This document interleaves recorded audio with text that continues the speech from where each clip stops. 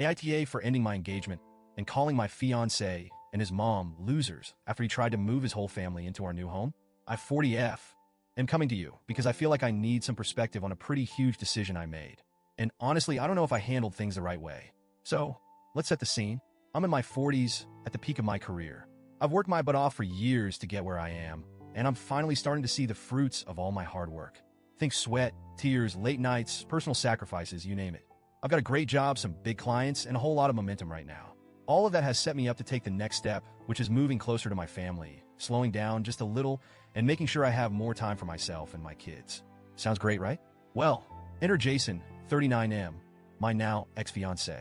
We've been together for a while, and to be honest, I've been on the fence about our relationship for a long time. But like many people in long-term relationships, I kept giving him chances, kept hoping things would improve, and kept making excuses for him. But deep down, I think I knew it wasn't working. Jason's family, well, how do I put this nicely? They're kind of a mess. His parents had a long, drawn-out, nasty divorce, and all of their kids got caught up in the fallout.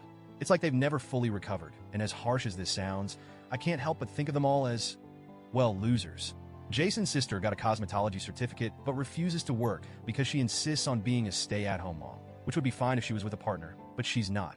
She's always angry at her ex about child support, and that's pretty much her entire personality now.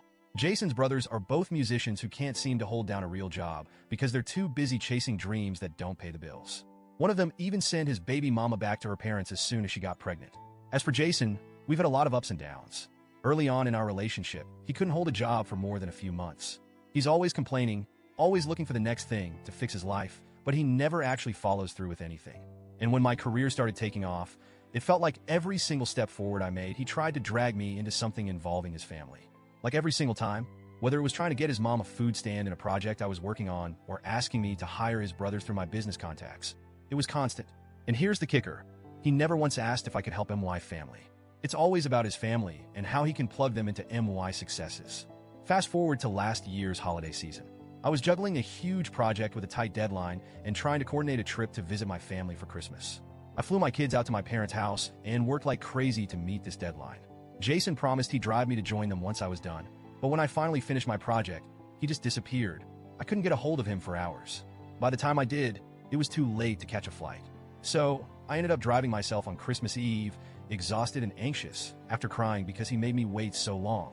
Turns out, he didn't leave when I needed him because his mom got emotional. That was the first real moment where I thought, I need to get out of this. But I didn't. I stayed. Then things got worse. I started landing bigger clients and making more money, and Jason started getting more and more entitled.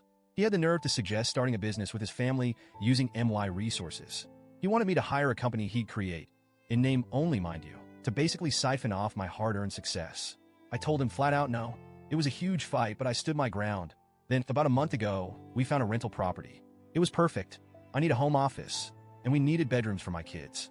But Jason had this look in his eyes and started talking about needing an extra room. My gut told me something was off, and sure enough, he wanted his entire family to move in with us. His reasoning? They'd stay until they found jobs. I laughed out loud, because if I let that happen, they'd never leave. I'd be stuck supporting his deadbeat family forever. When I confronted him, he threw a tantrum, like full-on toddler mode. He stormed out, grabbed his backpack, and disappeared for days. When he finally resurfaced, it was to tell me he got fired. For insubordination. He tried to make me feel sorry for him, but by this point, I was done. Then, we had the final blowout. I told him I wanted out. He accused me of destroying his dreams and of being a snob now that I'm rich. I'm not rich, by the way. I'm just doing well. He had a full-on meltdown, rocking back and forth while holding the steering wheel and accusing me of ruining his life. I told him, straight up, that he needed to work on himself and stop using me as a safety net. I packed all of his things and drove them over to his mom's house because he refused to pick them up. When I got there, his mom came out and went off on me. She accused me of tearing their family apart, called me names, and used a lot of personal stuff that I know Jason had told her in confidence. I was so mad, I snapped. I called her and all of her kids losers. Now Jason won't remove his car or his gym equipment from my garage because I disrespected his mom.